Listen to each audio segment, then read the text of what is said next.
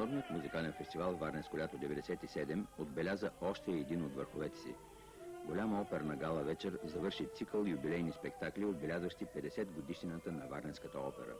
Спектакълът беше предшестван от две премиерни представления на операта Мадам Бътерфлай от Пучини, една от първите постановки в историята на Варненската опера, претърпяла 4 издания.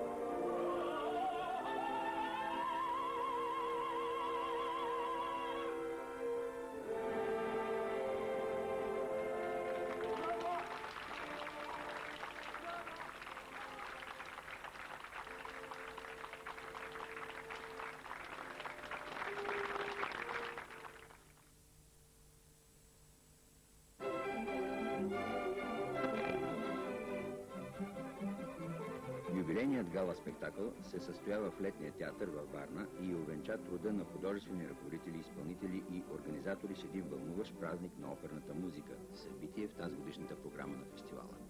Сред изпълнителите в трите юбилейни вечери бяха наши оперни звезди с международна слава – Галина Савова, Стефка Евстатиева, Никола Гюзелев, Арсений Арсов и други. Операта "Продадена невеста" от Бедржик Сметана е първата постановка на Варненската опера, чиято премиера е била на 7 септември 1947 година, начало на творческото летоброене. С увертюрата към тази опера започна и юбилейният гала спектакъл, не случайно дирижиран от Руслан Райчев. Той е първият диригент на операта, назначен от баща си, именитият български певец Петър Райчев, художествен ръководител на Варненския колектив в началото на създаването му. Много имена са оставили творческа следа в историята на операта. Йоско Йосифов, Константин Илиев, Добринка Влахова, Лиляна Анастасова, Никола Николов, Тодор Костов, Мария Бохачек и много други. Не могат да се изброят стотиците имена на диригенти, режисьори, балет майстори, художници и изпълнители, работили за възхода на оперното ни изкуство.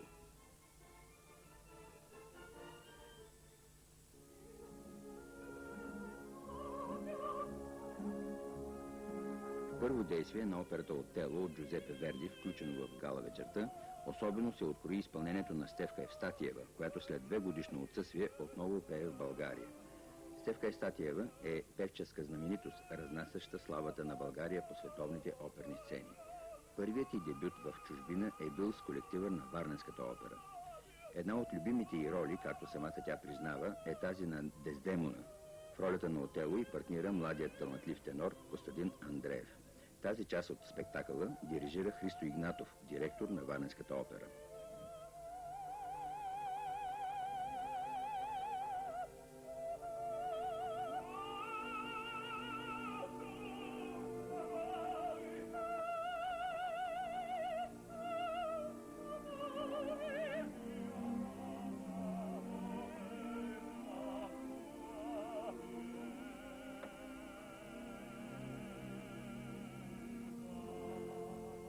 Аз съм убеден, че Варненска опера ще има и мога да кажа, че независимо от затрудненията, които са така в цялата държава, правиме неща, които са на едно добро ниво и да се надявам да успеем да ги продадем и в Европа.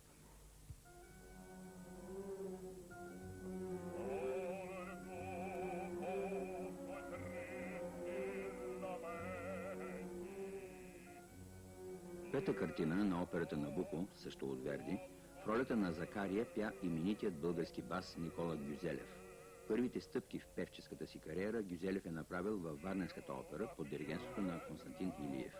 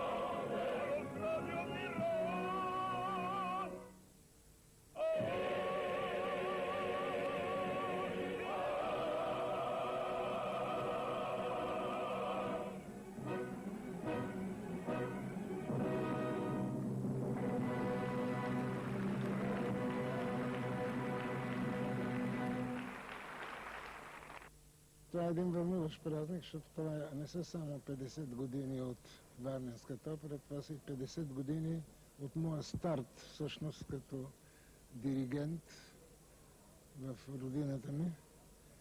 И съм щастлив, че съм тази вечер между скъпи мои колеги Гюзелев, Стефка Истатиева, Боби Хинчев, с които съм вървял рамо до рамо в последните десетилетия.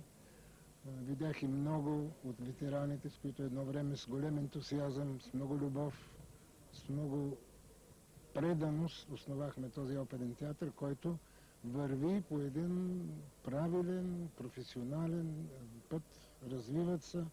Пожелавам от сърце нови творчески успехи.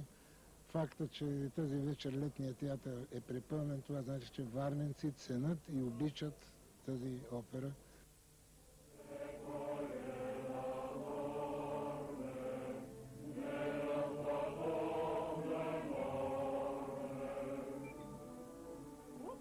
Празничният гала спектакъл завърши с втора картина от второ действие на операта Турандот от Пучини. В ролята на принцеса Турандот Галина Савова, едно име от световните оперни сцени, показа голямото си певческо изкуство. В ролята на Калъв отново се изяви Костадин Андреев. Диригент в тази постановка беше Борис Хинчев, име също свързано с творческата история на Варненската опера. В гала спектакъла участваха хорът и оркестърът на Варненската опера, хорът на Софийската опера и детската опера при Общински детски комплекс Варна. Диригенти на хоровете са Любомира Александрова и Виолета Димитрова, художник Лора Маринова. Режисьор на юбилейният гала спектакъл беше Кузман Попов, свързал 25 години от творческия си живот с Варненската опера.